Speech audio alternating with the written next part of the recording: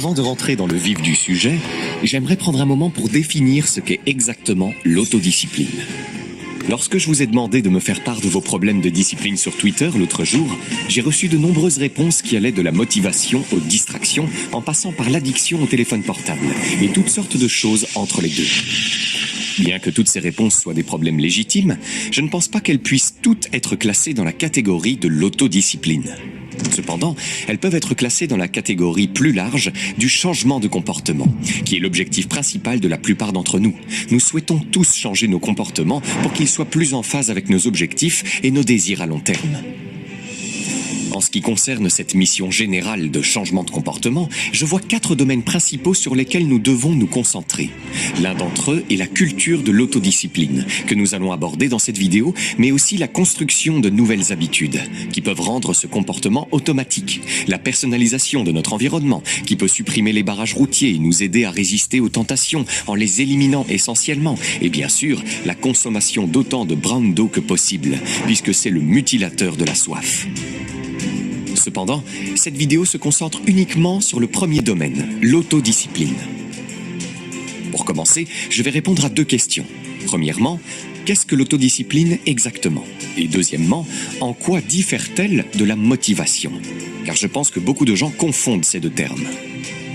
Pour commencer, j'aimerais vous partager une citation de l'écrivain Samuel Thomas Davis, car elle répond à ces 2 questions de manière assez claire. L'autodiscipline consiste à s'appuyer sur la résistance, à agir en dépit de ce que l'on ressent, à vivre sa vie par choix et non par défaut. Mais surtout, il s'agit d'agir en fonction de vos pensées et non de vos sentiments. En d'autres termes, la motivation est votre niveau global de désir de faire quelque chose, tandis que la discipline est votre capacité à le faire indépendamment de ce que vous ressentez. Et pour tous ceux d'entre vous qui se sont déjà réveillés en se disant « je n'ai pas envie », ce qui est le cas de tout le monde, y compris de moi-même, vous pouvez maintenant voir à quel point l'autodiscipline est importante. C'est la construction de cette ligne de base qui vous permet d'agir conformément à vos objectifs à long terme, quelle que soit la motivation que vous ressentez. Ceci étant dit, nous allons aborder 6 stratégies importantes pour développer votre autodiscipline. Nous allons commencer par une stratégie qui ne semble pas très tangible ou réalisable au premier abord, mais restez avec moi, car il s'agit d'un changement d'état d'esprit que j'ai trouvé plus utile que toute autre technique d'amélioration personnelle que j'ai essayé de mémoire récente. Pour faire simple, lorsque vous essayez de changer votre comportement, oubliez l'objectif que vous essayez d'atteindre, le résultat externe, et concentrez-vous plutôt sur le changement d'identité que vous souhaitez voir se produire. C'est un concept que j'ai lu pour la première fois dans le livre de James Clear, Atomic Habits, que je recommande vivement d'ailleurs. Et il y a ce passage vers le début du livre qui résume vraiment bien ce concept. Je vais donc vous le lire ici. Imaginez 2 personnes qui résistent à une cigarette. Lorsqu'on leur propose de fumer, la première personne dit « Non merci, j'essaie d'arrêter ». Cela semble être une réponse raisonnable, mais cette personne croit toujours qu'elle est un fumeur, qui essaye d'être autre chose. Elle espère que son comportement va changer tout en conservant les mêmes croyances. La deuxième personne refuse en disant « Non merci, je ne suis pas un fumeur ».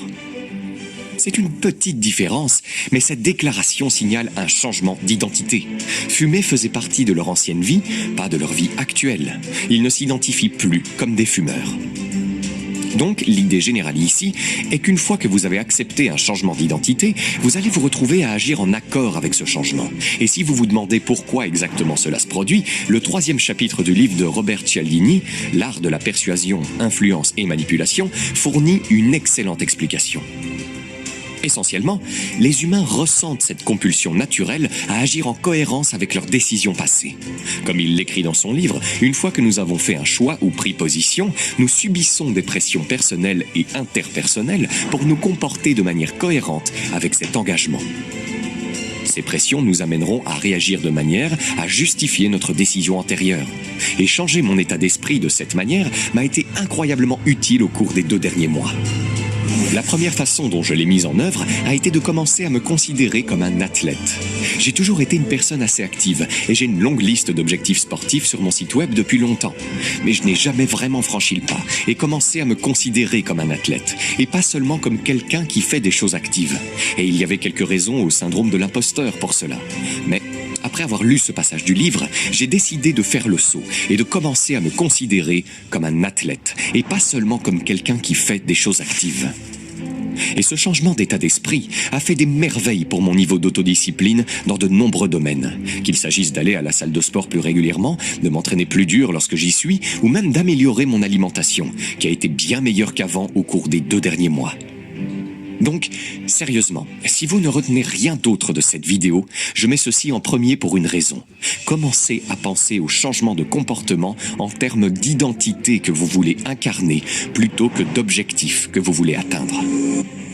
Très bien. La stratégie numéro 2 consiste à vous rappeler fréquemment pourquoi vous êtes discipliné en premier lieu. En fin de compte, nous devons avoir une raison forte pour nos actions, si nous voulons les faire de manière cohérente. Et chaque fois que je pense à ce concept, je me souviens d'une histoire sur l'acteur Jim Carrey, qui se déroule comme suit. Après son arrivée à Hollywood, alors qu'il était encore une sorte d'acteur pauvre, il a un jour pris une serviette de table et s'est dessiné un chèque de 10 millions de dollars à son nom, postdaté de 10 ans. Il a ensuite mis ce chèque dans son portefeuille afin que, chaque fois qu'il le sortait, il puisse le voir et se rappeler pourquoi il travaillait si dur et pourquoi il travaillait. C'est quelque chose que vous pourriez trouver très utile de faire aussi. Essayez d'écrire votre objectif ou l'identité que vous voulez adopter et mettez-le sur une note autocollante à côté de votre bureau ou de votre ordinateur pour le voir chaque jour et savoir que c'est la raison pour laquelle vous construisez votre autodiscipline. C'est la raison de tout le travail que vous faites. La troisième stratégie consiste à trouver des moyens d'accepter l'inconfort et de surmonter la résistance que vous ressentez à l'égard de quelque chose qui demande du travail ou qui est désagréable. De la même manière que le fait d'aller dans une salle de sport et de soulever des poids vous permet de mieux soulever des poids à l'avenir et d'être capable de soulever plus de poids la prochaine fois que vous y allez, chaque fois que vous acceptez l'inconfort, vous faites essentiellement une répétition de l'exercice qui est l'autodiscipline. Car c'est une compétence qui peut être apprise, c'est un muscle qui peut être construit avec le temps. C'est pourquoi je suis un tel partisan des douches froides, car la plupart des gens n'ont pas envie de prendre une douche froide. Il n'est pas très agréable de se tenir sous ce jet d'eau glacée, et c'est bien là le problème. Chaque matin, lorsque vous entrez dans la douche et que vous choisissez de mettre la poignée sur l'eau froide plutôt que sur l'eau chaude, vous acceptez l'inconfort, vous vous appuyez sur la résistance et cela vous rend plus apte à le faire à l'avenir, quelle que soit la tâche à accomplir. Donc, dans votre vie quotidienne, trouvez des moyens d'accepter l'inconfort. Il peut s'agir de prendre des douches froides, de vous inscrire à un cours de conditionnement physique à 6 heures du matin ou de prendre les escaliers plutôt que l'ascenseur. En fait, chaque fois que votre cerveau vous sort l'excuse du « je n'ai pas envie », c'est une occasion de renforcer votre autodiscipline et vous devriez la saisir. Nous en arrivons maintenant au point numéro 4 de notre liste, qui consiste à cibler en priorité les éléments fondamentaux, à savoir les nécessités biologiques de la vie, votre sommeil, votre alimentation et vos habitudes d'exercice. Il est essentiel de prêter attention à tous ces éléments, car la partie de votre cerveau qui gère les fonctions exécutives, celle qui régule vos désirs et vos impulsions, a besoin de beaucoup d'énergie et de repos réguliers pour fonctionner au mieux. N'oubliez jamais que vous êtes avant tout un ensemble de systèmes biologiques qui ont tous besoin de la bonne alimentation pour en tirer les meilleurs résultats. Je sais qu'il est facile d'imaginer que le cerveau est séparé de tout cela, qu'il existe dans un royaume métaphysique où les seules sources de carburant nécessaires sont la motivation, la détermination et les aliments sains. Mais le cerveau a besoin de repos, d'exercice et d'un bon équilibre en nutriments, tout comme le reste de votre corps. Ainsi, si vous manquez de sommeil, ce qui est probablement le cas si vous regardez cette vidéo, ou si vous ne faites pas suffisamment d'exercice régulièrement, ou encore si votre alimentation est mauvaise, c'est à cela que vous devez concentrer votre discipline en premier. Cela nous amène au 5e point de la liste. Et cela me fait mal de le dire parce que je déteste le faire, mais vous devriez peut-être essayer la méditation. La raison pour laquelle vous pourriez vouloir le faire est qu'il a été scientifiquement démontré que la méditation aide les gens à améliorer leur niveau d'autodiscipline. En fait, une étude menée en 2013 à l'université de Stanford a montré que les personnes qui suivaient un entraînement à la compassion, qui était un programme de méditation spécifique, étaient mieux à même de réguler leurs émotions par la suite. Ceci est crucial pour rester discipliné et être capable de prendre des décisions rationnelles. Pour commencer, il est facile d'utiliser la méditation guidée, que vous pouvez pratiquer à l'aide d'applications comme Headspace et Calm, ou de nombreuses vidéos gratuites sur YouTube.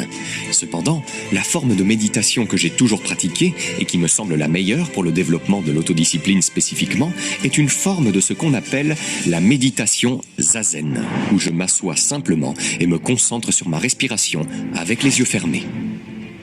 Lorsque mon attention est inévitablement détournée par une pensée aléatoire, j'essaye de la remarquer, de la laisser partir, puis de ramener mon attention sur ma respiration.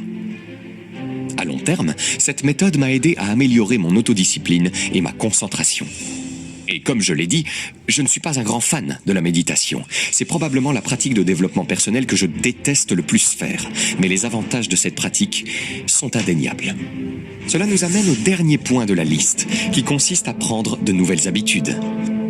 Comme je l'ai dit plus tôt, la création de nouvelles habitudes est une discipline distincte de la recherche globale de changement de comportement.